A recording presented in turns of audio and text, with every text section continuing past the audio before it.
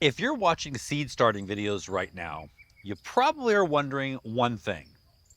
What should I actually plan to grow without making this harder than it needs to be? But here's the truth most people don't hear. Seed starting usually doesn't feel hard because of timing.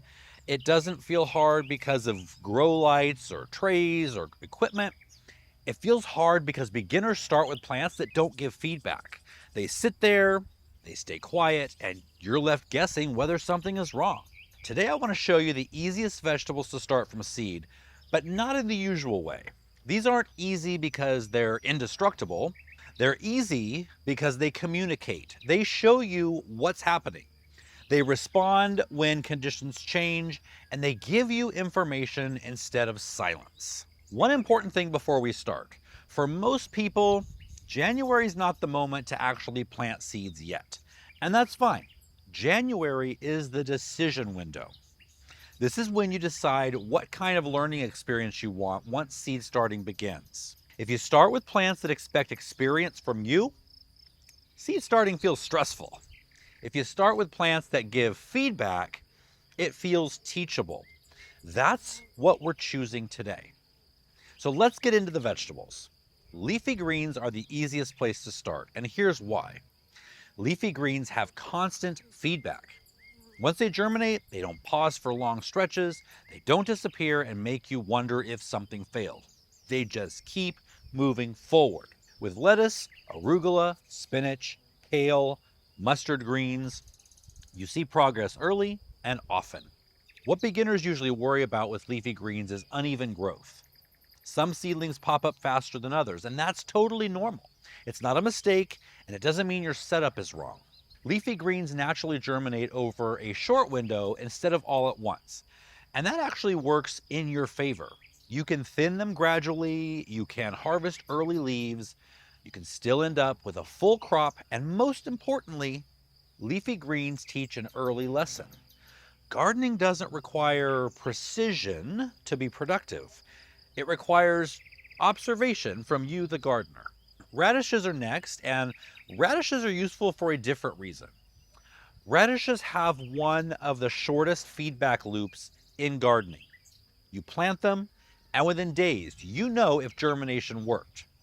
If some come up and others don't, you see it immediately. That teaches you how evenly you planted, how moisture is behaving, and how your whole setup responds. Beginners often think radishes failed when they turned out small or misshapen, but that's still success. You didn't lose the season, you gained information. Radishes don't punish mistakes by refusing to grow. They adjust and they tell you what happened. Beans and peas are another great choice, especially if you're nervous about seedlings breaking or dying. These plants start with large seeds, and that matters. Large seeds store more energy, and that energy gives seedlings confidence and it gives more confidence to you. They push through the soil more easily, they don't panic if conditions aren't perfect.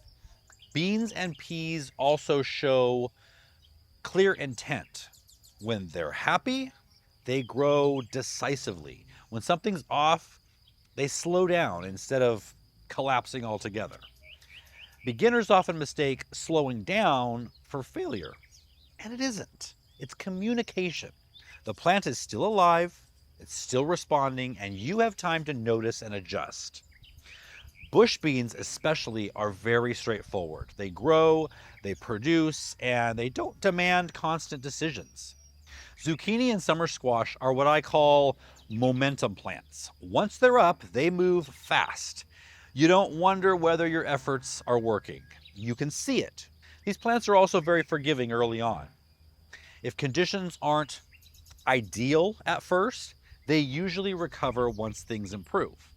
And that teaches a critical lesson early.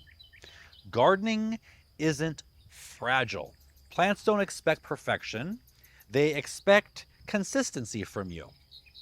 Zucchini and squash reward effort over time, not flawless execution on day one. Beets are an underrated beginner crop. They germinate reliably and they grow at a pace that's easy to follow. And what makes beets especially helpful is that success isn't locked into one outcome. You can harvest beet greens early, even while the root is still forming. So even if the root doesn't size up perfectly, you still get food. Beginners often think that a root crop is a failure if it doesn't look ideal. Beets totally push back against that. They teach you that progress counts, even if the final result isn't perfect. They also tolerate cooler conditions as well, which makes early season planning easier and less stressful. Carrots deserve a clarification because they've earned a bad reputation. Carrots aren't hard, they're patient. Probably more patient than us gardeners, but they do take longer to germinate, and that silence makes beginners uneasy because people assume nothing's happening. But underground, carrots are doing exactly what they should be doing. Once they emerge, they don't require constant adjustment. They just settle in and grow steadily. Shorter carrot varieties are especially forgiving and much more tolerant of imperfect soil. So the bottom line is carrots definitely don't teach speed, but they teach you to trust the process. Onions don't get talked about this way very often, but they belong here. Onions actually germinate pretty quickly, faster than most people expect. And where beginners get confused is what happens next. Onions germinate fast, but they grow slowly. But they also grow steadily. They don't stall, they don't collapse, they just keep going. And those thin, grassy seedlings look fragile, but they are not. Onions tolerate cold, crowding, and inconsistency better than most vegetables. You can walk away for a bit and come back, and they're still doing their thing. That makes onions one of the hardest seedlings to kill, even if they don't look like it. And I can vouch for this because I accidentally walked over an entire row of onion seedlings, and I don't think I lost one. Now, just about now, you might be feeling some uncertainty setting in. Because once you've chosen what to grow, the next question is always timing. When to start onions, when to start tomatoes, when to start everything without guessing. And that's exactly why we built GardenGuide.com. With Garden Guide, you enter your location and it shows you when to start seeds, when to transplant, what actually fits your climate. No charts to memorize, no frost date math, just clear guidance based on where you live. Now let's talk about tomatoes, the queen of the summer garden, because this is where beginners often choose the wrong starting point. If you're new to starting tomatoes from seed, determinate tomatoes are usually the easiest place to begin. So Roma tomatoes and patio tomatoes, they grow to a set size and they follow a predictable timeline. They grow, they produce, and then they slow down. And that predictability makes them best for beginners. Cherry tomatoes are also very forgiving. Even when conditions aren't ideal, they still tend to produce. Where beginners struggle is starting with large, indeterminate tomatoes. They look flashy, but these plants expect long seasons, steady conditions, and ongoing decisions from you. They're not bad plants, they just don't give much feedback early on. We'll talk much more about this later in the season. Now, just as important as knowing what to start is knowing what to wait on. Peppers, celery, and very slow growing herbs take a long time to respond. And early on, that silence feels discouraging. It's not that those plants are wrong, they're just better once you've built some momentum and get some experience under your belt. Seed starting works best when early success turns uncertainty into confidence.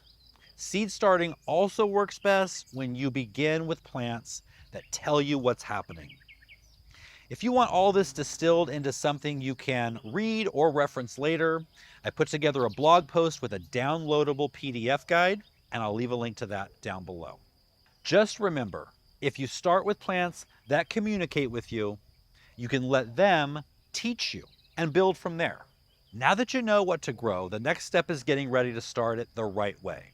Click this video right here and I'll walk you through exactly how to prepare for seed starting, your setup, your timing, and the few things that actually matter before the first seed goes into the soil. Thanks for watching, guys, and I'll see you next time.